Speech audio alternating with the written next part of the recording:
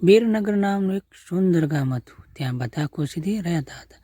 બધું બરાબર ચાલી રહ્યું હતું અને અચાનક અમેરિકાથી એક પરિવારના તેમના પૂર્વજોના ઘરે રહેવા આવ્યો.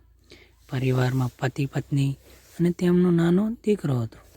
બધા આવતાની સાથે જ ગામ લોકોમાં ખુશીની લહેર ફેલાઈ ગઈ હતી. આ પરિવારમાં એક વૃદ્ધ જમીનદારનો હતો અને જે ત્યાં ગામમાં જ રહેતો હતો અને ગામ લોકો તેમનો ખૂબ આદર કરતા હતા. બધું બરોબર ચાલી રહ્યું હતું, પરંતુ અચાનક એક દિવસ આ પરિવારના બાળકને અચાનક ખરાબ લાગવા લાગ્યું. બધાને લાગ્યું કે હવામાનમાં કોઈ ફેરફાર હશે, પણ સત્ય મિત્રો કંઈક બીજું જ હતું. ધીમે ધીમે છોકરાનો ચહેરો વાદળી થવા લાગ્યો હતો. પરિવારે તાત્કાલિક ડૉક્ટરને બોલાવ્યા અને જ્યારે ડૉક્ટરે પણ કંઈ સમજી ના શક્યા ત્યારે તેમણે બાળકની બીમારીનું નિદાન કાઢવા માટે તેમણે નજીકના હોસ્પિટલના આરોગ્ય ક્ષેત્રને નિમંત્રણ આપવામાં આવ્યું.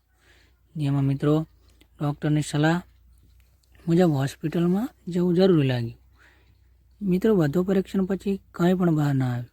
આખો પરિવાર ગામમાં પહોંચતાની સાથે જ ગામના કેટલાક વડીલોએ બાળકની સ્થિતિ જોઈને તેમને ભૂતો કાઢવાની સલાહ આપી. મિત્રો આજે પણ ગામડાઓમાં જૂના રિવાજો મુજબ ભૂતો કાઢવા દ્વારા બાળકની સારવાર થઈ શકે છે. તેની પ્રથા પણ આજે પણ આપણા ગામડામાં જોવા મળે જ છે. ત્યાં આટલી પરિવારના બધા સભ્યો બાળકનો ભૂત કાઢવા માટે સંમત થયા. ગામની નજીકની ટેકરીઓ પર એક બાબા રહેતા હતા અને તે મિત્રો કાળા જાદુ માટે ખૂબ જ નિષ્ણાંત હતા. તે મોટા મોટા ભૂતોને બધું કાઢવા માટે એક જાણીતા બાબા હતા. બાળકી અને તેમના પરિવાર તેમના આશ્રમની સીડીઓ પર પહોંચતા જ બાબા જોરથી બૂમો પાડવા લાગ્યો. તો અહીં કેમ આવ્યો છે? આટલા વર્ષ પછી પણ તારો બદલો શાંત થયો નથી.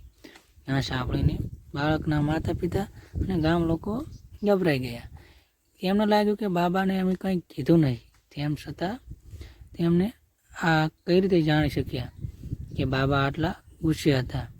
પરંતુ બાબા કાળા જાદુમાં સારી રીતે વાકેફ હતા. મિત્રો આ કારણે તે આધ્યાત્મિક શક્તિઓને કેવી રીતે ઓળખવી તે જાણતા હતા અને બધા જ આશ્રમમાં પ્રવેશ્યા. પણ બાબા બાળકને ફક્ત નજીક આવતા જ કહ્યું. બાળક ખૂબ જ ખરાબ હાલતમાં હતું. તેની આંખો લાલ હતી, તેની શરીર વાદળ દેખાતું હતું અને તેનું શરીરનું તાપમાન સામાન્ય તાવ કરતાં ઘણું વધારે હતું. તે બાબાએ વિભૂતિ ઉડાડી અને બાળકના ચહેરા પર ફેંકી દીધી. બાળક જમીન પર સૂઈ ગયો અને તેના હાથ પગ જોરથી હલાવવા લાગ્યો. કોઈને સમજાવી શક્યો નહીં કે બાબાની વિભૂતિએ બાળકને આવી ગતિવિધિઓ કરવા માટે કયો ચમત્કાર કરાવ્યો હતો. અચાનક બાળક પોતાના પગ ઉપર ઊભો રહ્યો અને ઉગ્ર સ્ત્રીના અવાજમાં ભૂતોને તેના જૂના નામથી બોલાવ્યો. હે પ્રેમનાથ, હું તને નષ્ટ કરીશ.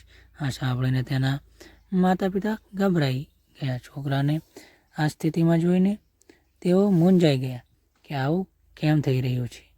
પછી બાબાએ મંત્રનો પાઠ કર્યો અને બાળકને કાબૂમાં લીધો. ગામ લોકોએ ભૂતોને પૂછવાનું શરૂ કર્યું, આ શું છે? બાળક આવું કેમ કરી રહ્યું છે? પછી બાબાએ સમજાવ્યું કે આ એક ડાકણ તેજ જેને 70 વર્ષ પહેલાં ચોરે માટે જીવતી સળગાવી દેવામાં આવી હતી, તેના શરીરમાં પ્રવેશી હતી. તેને આ રીતે સજા આપનાર બીજું કોઈ નહીં પણ બાળકના દાદા હતા. ચૂડેલ બદલો લેવા આવે છે કારણ કે તેને ગર્ભવતી વખતે જીવતી સળગાવી દેવામાં આવી હતી અને મિત્રો તેના ગર્ભની અંદર ઉછળતા માસૂમ બાળકને પણ બાળી નાખવામાં આવ્યું હતું. તેથી જ તે બાળકને પણ પીડાદાયક મૃત્યુ આપવા માગે છે મિત્રો, જેથી તેનો બદલો પૂર્ણ થઈ શકે.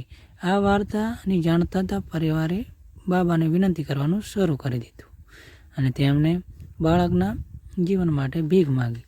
પછી તેણે અપાર તપસ્વી અને શક્તિઓથી વળગાડનાર મંત્રોનો જાપ કરીને ચૂડેલને નિર્દોષ બાળકમાંથી બહાર કાઢી મૂક્યું અને થોડી વારમાં બાળક સામાન્ય થવા લાગ્યું. બધાને લાગતું હતું કે બધું કાયમ માટે સમાપ્ત થઈ જશે. કહ્યું છે, પરંતુ આ તો ફક્ત શરૂઆત જ હતી. મિત્રો,